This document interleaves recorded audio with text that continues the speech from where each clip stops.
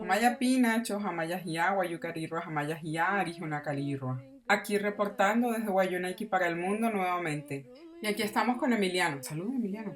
Hamaya. Amaya, hola. Y la semana pasada no hice la tarea, pero no le digan nada, por favor, a Nacho, porque Por ti no.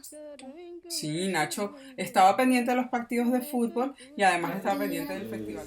Discúlpame que me haya alejado un poquito, pero es que estaba pendiente de la Copa América, como puedes ver, apoyando a mi selección. Así que hoy les traigo la tarea. Corrígeme, por favor, a ver cómo estamos. ¿Cierto, Emiliano?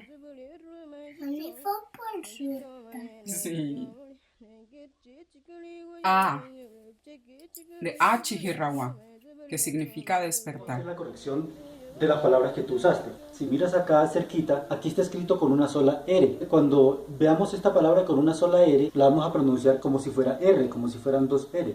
Entonces, por ejemplo, en este caso, para despertar sería Achihirawa. Achihirawa. También estaba diciendo mal el acento. Achihirawa.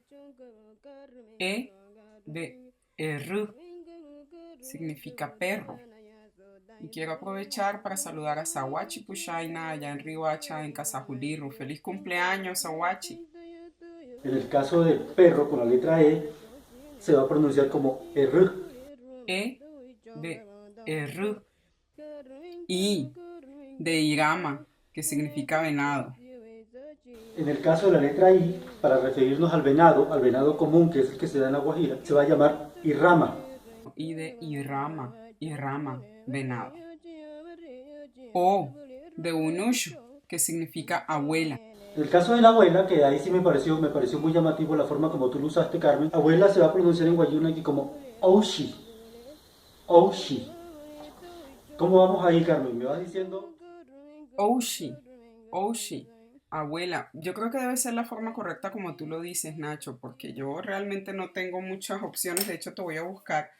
Es con esto con lo que estoy haciendo yo mis tareas, y esto es una reliquia para mí porque lo heredé de la biblioteca de mi papá, pero además porque es que, mira, es un libro muy viejito. Es del año 1952. Entonces, Oushi, Oushi, abuela.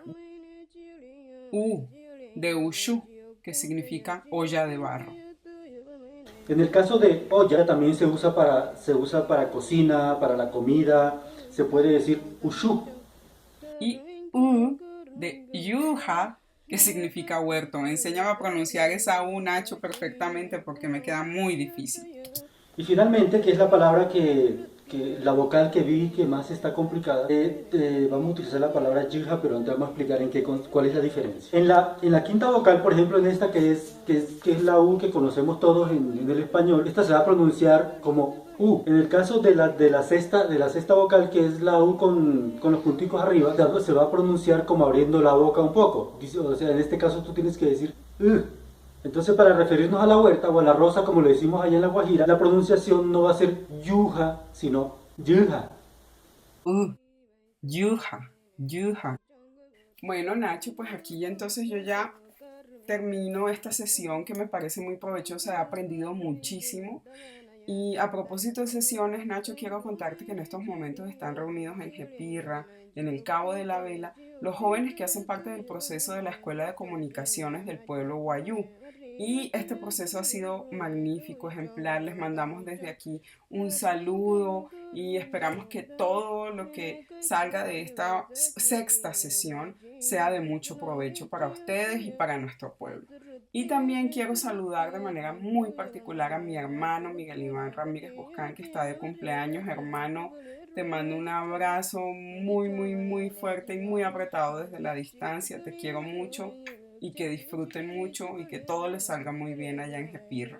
Pues te dejo hasta acá con la actividad que desarrollamos. Y a todos nuestros amigos que por favor nos sigan en Twitter, Guayunaiki para el mundo. Le pueden dar me gusta a nuestra página en Facebook que se llama Guayunaiki para el mundo también. Suscríbanse a nuestro canal y nos estamos viendo la próxima clase.